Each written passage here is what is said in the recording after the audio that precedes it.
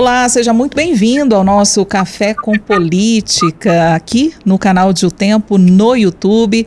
E a gente já te faz o convite, se inscreva no nosso canal, acione as notificações para que você possa ser informado assim que as nossas transmissões começarem.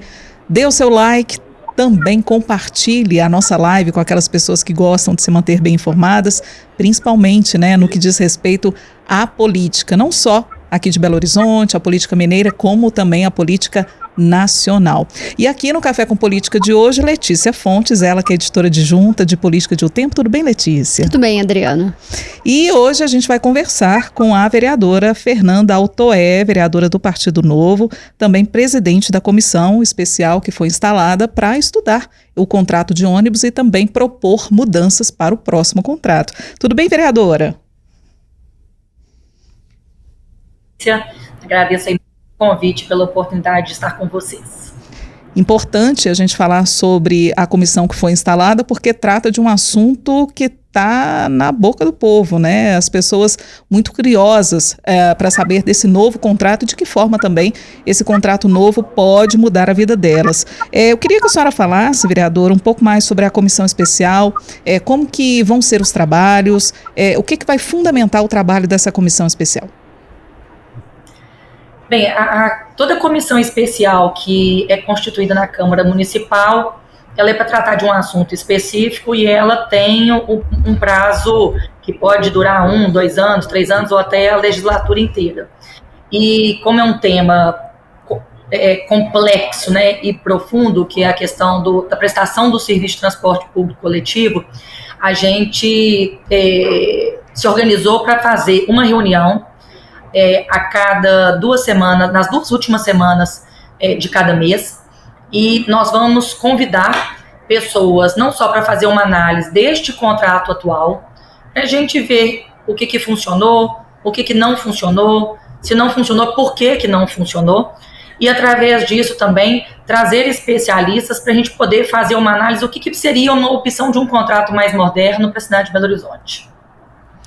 E, vereadora, muito se fala ali do contrato que foi feito em 2008, de muitos problemas. Como que vocês vão trabalhar, assim, quais erros que vocês querem que não sejam cometidos nesse novo contrato? Pois Letícia, esse, na verdade, é o grande X da questão dessa comissão. Eu acho que é difícil para a gente, já de antemão, fixar ideias muito fixas do que não pode ser feito no próximo contrato sem a gente fazer essa discussão dentro da comissão. Ela é uma comissão que tem integrantes bem diversificados, a gente vai fazer uma análise sobre diversos olhares e diversos prismas, A gente tem o Pablo, a gente tem o Pedro Rousseff, a gente tem o Hudson, a gente tem o Elton e eu. Nós temos perfis de atuação muito diferentes, que eu acho que quando a gente for fazer essa análise, a gente vai se complementar, e o objetivo da comissão é exatamente isso. O que de fato é importante dentro de um contrato de ônibus? Porque o problema é o contrato ou é a forma como a concessão é tratada e a forma como ela é conduzida? Então, eu acho que é isso que a gente está querendo entender melhor. E vocês, assim que houve, a posse sua e também do vereador Pedro Rousseff, inclusive eu acho que foi o Pedro que falou que a ideologia ela tem que ficar em segundo plano, não, é a população em primeiro plano, em primeiro lugar. Aí nessa questão não deveria ter espaço para pelo menos a ideologia. É nesse sentido mesmo que a comissão vai trabalhar, pensando na população, pensando em ouvir a população, dando espaço também para que a população fale sobre suas angústias, sobre os problemas? Sem dúvida. Não adianta falar em serviço público sem ouvir o cidadão que tem usufruir. Se hoje existe uma concessão, se hoje tem um serviço de transporte público coletivo que é considerado essencial, é porque ele é extremamente importante para a população. Porque ele não é um serviço que a gente tem que ter como prioridade a análise do empresário e nem a análise do município. Ele é voltado para o cidadão. Mas eu acho que nessa análise também a gente não pode ignorar a importância de quem presta o serviço, a importância de quem fiscaliza o serviço e de quem assina o contrato, junto com o prestador do serviço.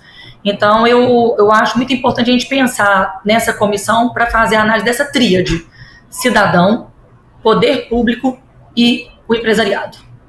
Vereadora, a senhora falou que vocês vão ainda, né, discutir os principais pontos, mas tem algumas questões que são bastante polêmicas ali, que principalmente, que é sempre os mesmos grupos de empresários que ganham esses contratos, e uma outra questão é a tarifa em Belo Horizonte é uma das mais caras do país e tem subsídio. Como que vocês pretendem analisar essa questão do mesmo grupo sempre ganhando e essa questão? Tem como ter uma passagem em Belo Horizonte sem que não tenha subsídio? Letícia, eu acho que esse é o ponto mais importante da comissão. Não adianta a gente tentar falar de novos modelos. Não consigo ver uma discussão a respeito de eventual tarifa zero. Não consigo ver como que a gente faz uma análise do valor da nossa passagem se Belo Horizonte continua sem auditoria do sistema. O nosso contrato, ele foi planejado para, ao longo de 20 anos, ele ter uma auditoria a cada 4 anos. E Belo Horizonte está sem auditoria desde 2014. Então, isso significa que a gente está tendo reajustes no preço da passagem, sem saber qual é o real valor da passagem. Porque não está sendo considerado, durante todos esses reajustes, o fato de que as empresas de ônibus ficaram quase 10 anos sem pagar ISS, QN, o fato de que não existe mais cobrador de ônibus, os 3 subsídios que a Câmara Municipal já deu, todo o dinheiro, só no ano passado foram quase 800 milhões de reais que foram repassados através de lei orçamentária. Esse ano, a nossa lei já sai de um pontapé inicial de mais de R$500 bilhão. Então, como que você fala qual que é o valor da passagem se o nosso sistema não tem auditoria? Se você não coloca na balança tudo que já foi colocado de dinheiro público e coloca do outro lado da balança o que teve de alteração efetiva para o empresário. Então, por exemplo, mudança no preço do diesel, o surgimento de carros populares, a questão do surgimento dos aplicativos. Então, o nosso contrato, de forma muito inteligente, ele fez a previsão dessa exigência a cada 4 anos. Isso não é cumprido e está ok para todo mundo. Por que é interessante para a empresa de ônibus e é interessante para o município não saber qual que é o valor real da passagem? E dentro dessas discussões, vereadora, tem espaço para se falar em tarifa zero? Sempre tem, a gente tem espaço para falar sobre tudo. O Tarifa Zero é um projeto de lei que está tramitando na Câmara Municipal. Nós estamos tendo reuniões com vários grupos. Acho que pode ser, sim, eventualmente, um modelo para o futuro, mas não tem como a gente falar sequer de tarifa zero se a gente não sabe quanto que é o custo do sistema.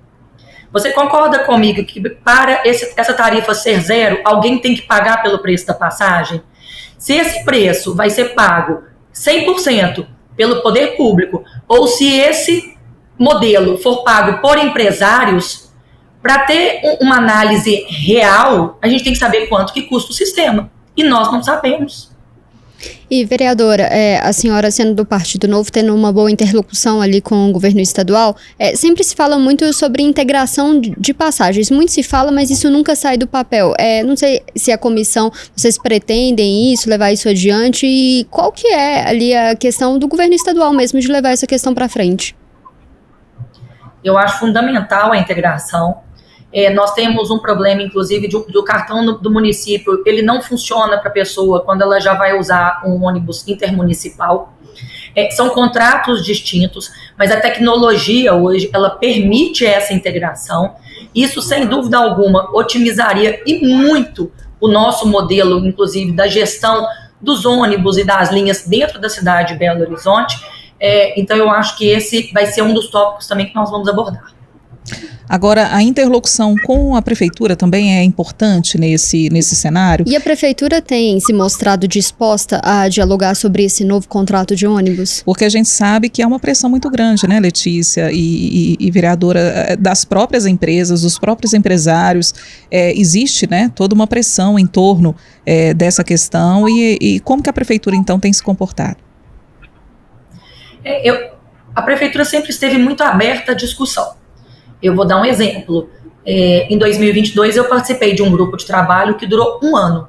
Nós tínhamos reuniões toda terça-feira, nós éramos 4 vereadores, com o presidente da SUMOB, com secretários, com diversas pessoas, pessoas vieram palestrar do Brasil inteiro, a prefeitura se mostrou muito aberta. Mas e depois? Continuou tudo a mesma coisa. Então, eu acho que não é uma questão de estar aberto ou não, estar disposto a dar efetividade e enfiar o dedo na ferida mesmo. Porque eu posso citar alguns exemplos. Uma das exigências daquele primeiro subsídio emergencial e temporário que a gente fez lá em 2022, que foi 283 milhões de reais, algo em torno disso, uma das exigências que foram feitas nesse grupo de trabalho foi a gente ter uma auditoria. E aí, naquela oportunidade, foi ajuizada uma ação pelo Sindicato das Empresas de Ônibus para contratar uma das Big Four, uma das 4 melhores empresas de auditoria do Brasil, empresas com renome internacional. E agora, em fevereiro, o sindicato, junto com a prefeitura, pediram a suspensão do processo para que não seja feita essa auditoria através de uma perícia, porque eles estão entrando num acordo. Que acordo é esse? Que a Câmara Municipal é colocada de lado e o cidadão também. Que acordo é esse que parte do pressuposto de que uma auditoria não é importante para o sistema?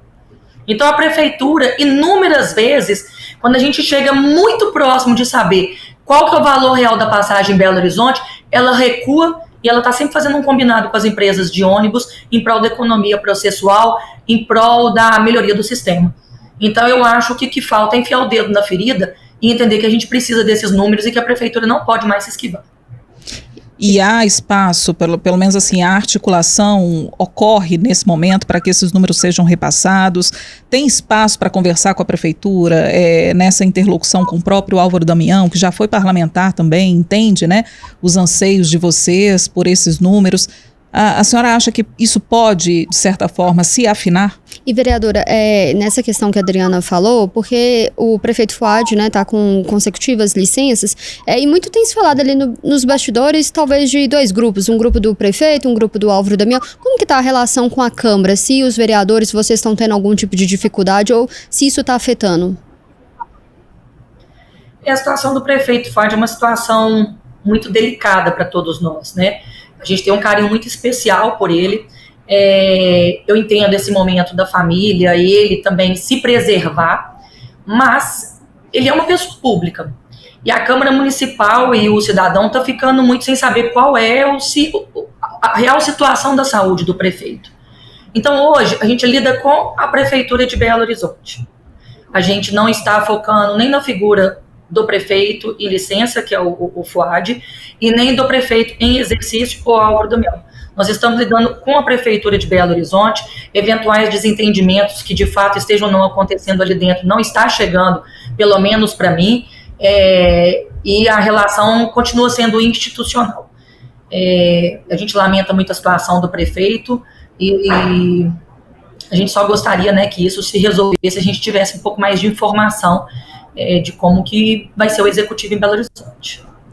Até mesmo para a né, até para que a própria comissão possa, né, atuar de forma mais efetiva, né, na solicitação de dados e também até na convocação, né, de pessoas. A gente vai convocar, a gente vai convidar, né, secretário, a gente vai convidar o pessoal da PH Trans, o pessoal da SUMOB, então a tratativa é com a Prefeitura de Belo Horizonte. Acho que eventuais desentendimentos internos não vão impactar o nosso trabalho, aí é uma questão interna mesmo do Poder Executivo. E, vereadora, falando um pouco de 2026, sei que a senhora é bastante cautelosa, mas muito fala do nome da senhora mesmo para poder disputar dos planos do Partido Novo em 2026. Qual que é a expectativa da senhora? Eu já ouvi falar do nome da senhora tanto para deputada estadual, deputada federal. O que vai acontecer? Quais são os seus planos? Letícia, eu brinco que eu ainda estou de ressaca da eleição do ano passado. Eu ainda estou me recuperando. Acho que é o caminho natural, né, das pessoas aguardarem. Eu cumpri o meu primeiro mandato inteiro. Agora é o segundo mandato. Acho que é um caminho natural querer alçar voos mais altos, né, querer ter uma atuação mais extensa para além de Belo Horizonte, e sem nunca abrir mão de Belo Horizonte. Por questões pessoais, eu vejo mais uma atuação como uma candidatura como deputada estadual. Eu tenho filhos pequenos, são crianças que precisam do meu acompanhamento diário. Não faz sentido querer cuidar de Minas Gerais e largar meus 2 filhos. E eu acho que ali uma atuação como deputada federal seria mais complicada para mim, como mãe, como mulher, como esposa, dentro desse meu papel dentro da família, que é muito importante para mim. Mas meu nome está sempre à disposição do projeto do partido. Eu sou uma pessoa que eu hoje estou na política porque eu acredito na política como uma forma de mudança do nosso país. Abrir mão de um Ministério Público do Estado de São Paulo, abrir mão de uma aposentadoria integral para voltar para Belo Horizonte. Não estou aqui em função de salário, não estou aqui em função de poder, não estou aqui em função de dinheiro. Então eu sempre tento conciliar essa questão minha pessoal, da minha dinâmica familiar, com essa atuação pública. Então, o que for melhor para o partido, eu conseguir conciliar com as minhas demandas familiares e pessoais, eu vou conseguir conciliar. Mas eu priorizo mais uma candidatura para deputado estadual. Já que a gente está falando de política, eu vou também tocar no assunto relacionado ao governador Romeu Zema. Sei, claro, vocês estão do mesmo partido, mas queria trazer aqui também, vereadora, a questão da eleição passada. A gente teve o Partido Novo junto com os Republicanos, uma candidatura que não foi vitoriosa. De certa forma, isso resvala na figura do governador Romeu Zema, na figura do Partido Novo, e de que forma isso também traz até mesmo reflexões para o próprio partido, para se fortalecer, para que entre em cena nas eleições de 2026. Foi uma candidatura de sucesso, né? O Tramonte com a Luísa, eles ficaram em 3º lugar. Eu acredito que eles não foram melhores em função ali do efeito surpresa da aparição do ex-prefeito Alexandre Calil, dando um apoio muito grande ao Tramonte. E, pelo menos assim, eu vejo que o Partido Novo, ele acabou, e o próprio governador, ele acabou se recuando um pouco a partir do momento em que Alexandre Calil apareceu mais do que deveria dentro daquela campanha, porque Alexandre Calil e Partido Novo não se misturam, não são igual água e óleo. Então eu acho que o Novo deixou muito à tona de que ele preserva quem ele é, de que ele não vai estar junto daquelas pessoas de quem ele está diametralmente em campos opostos, e eu acho que nós temos grandes chances aí em 2026, né, com o professor Matheus, dando continuidade ao trabalho do governador Romeu Zema, que inclusive está muito mais bem avaliado que o próprio presidente Lula em Minas Gerais. É isso, conversamos então com a vereadora Fernanda Altoé, ela que é vereadora do Partido Novo e também presidente da comissão especial, né, que vai fazer esses estudos para o novo contrato de ônibus. Vereadora, desejamos sucesso, tá, nessa nova empreitada, porque a gente sabe que não é fácil falar de transporte público, né, em Belo Horizonte é uma tarefa dificílima, ainda mais com essa meta, né, de se discutir esse novo contrato. Vai ser o grande desafio também nessa legislatura. E imagino que tudo está sendo resguardado também, se vocês estão tendo a retaguarda do próprio presidente da Câmara, né, Juliano Lopes, que também coloca isso como uma prioridade, né, nessa legislatura, não é isso? Vereadora, eu sei que a Adriana tinha falado que era a última, mas só uma última questão que me veio aqui com essa pergunta da Adriana. Qual a diferença que você está vendo, né, na presidência do Juliano Lopes com a antiga legislatura? Como que está sendo essa mudança de presidente? A mesa e a presidência da Câmara Municipal, ela tem um papel administrativo dentro da Câmara, né? Não há uma importância maior ou menor do vereador que está na mesa em relação aos demais vereadores e igualmente em termos da figura do presidente. Isso é como se fosse uma diretoria dentro de uma empresa. A pessoa imprime a marca pessoal dela a partir do momento em que ela é presidente da Câmara Municipal. Eu peguei 3 presidentes, eu peguei a Nelly Aquino, eu peguei o Gabriel e agora eu estou pegando o Juliano. E a Câmara, ela vai tomando a cara daquele presidente, ela vai tendo o estilo de cada um. E cada um tem os seus méritos e os seus deméritos na forma de conduzir. E cabe a nós, vereadores, mostrarmos, né, que a instituição é única e que a gente caminha dentro do mesmo sentido, com o mesmo objetivo, que é atender o cidadão de Belo Horizonte. E a pauta do ônibus tem sido, então, esse foco dessa legislatura e da presidência do Juliano, é isso? E assim, na verdade, eu acho que o ônibus sempre foi uma pauta muito importante, e eu, inclusive, deixo aí a comissão à disposição da imprensa, da população, de quem está nos ouvindo, de mandar a demanda, de trazer os problemas do seu bairro, os problemas que vivem no dia a dia. A população vai participar dessa construção, e eu acho que a gente vai conseguir trazer luz para os reais problemas e desmistificar algumas ideias também. Sucesso, então, nessa empreitada, viu, vereadora? Obrigada por participar aqui conosco. Letícia Fontes, obrigada pela participação aqui no Café com Política. Obrigada, Adriana, e obrigada, vereadora. E também, claro, agradecendo a sua companhia, a sua audiência aqui no Café com Política. Lembrando que a gente está sempre aqui todos os dias, no canal de O Tempo no YouTube. Às 9 da manhã a gente tem sempre um Café com Política inédito para você. E aí, você se inscreve, você curte a nossa transmissão e você também compartilha. Dessa forma, a gente sempre se sente preparado para trazer novas entrevistas aqui para você. Muito obrigada e até a próxima.